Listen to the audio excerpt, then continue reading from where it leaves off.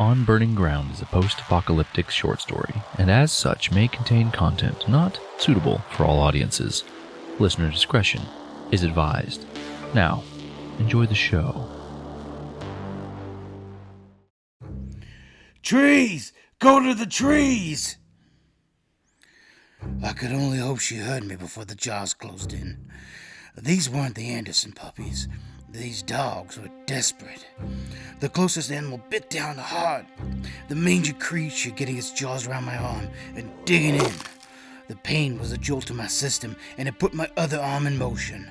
I swung wildly, hoping for an impact, for something that would force him to let go, but my captor had no interest in releasing his grip. He was hungry. We were all hungry. The lab pressed its face into mine. Black-brown teeth and foul breath gave way to a smoky haze. I swung my hand around and got a grip on his throat, but it didn't last. The dog was faster and far more cunning. Animals like these had survived the end. They proved they were supposed to be here. We hadn't. Yet. Mal! My daughter's voice provided all the motivation I needed to keep swinging. The lab pulled back, and the mangy shepherd that had tackled me lost his grip. I had my break and rolled to my knees, only to have the heavy beast crash down on an unprotected back. Paws, with nails long overdue for trimming, cut through the frayed fabric and left nasty scrapes on my back. But I didn't care. All I cared about in this world was halfway up the tree and struggling. She looked so small, her arms wrapped around the dying pine. The tree was barely big enough to support her weight, let alone the smaller mutt clinging to her leg. Let her go! I lunged forward and pulled the beast off with one hand, and then used the other to push Mal higher. Climb! My daughter was tired, hungry, and barely awake, but she could climb.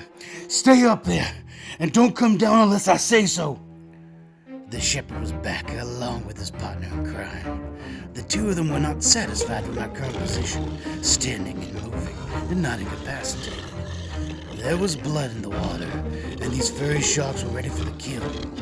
The lab lunged and caught my sleeve, the flannel hanging up on his teeth. I shook the shirt and made a play for the stick. It wasn't the knife, but it would have to do.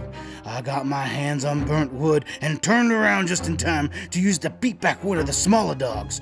There were too many, and they knew it. I was surrounded, and they had had a taste of fresh meat. Mallory, stay up in that tree. Do you hear me? My daughter's tiny, tear-streaked face stared down at me.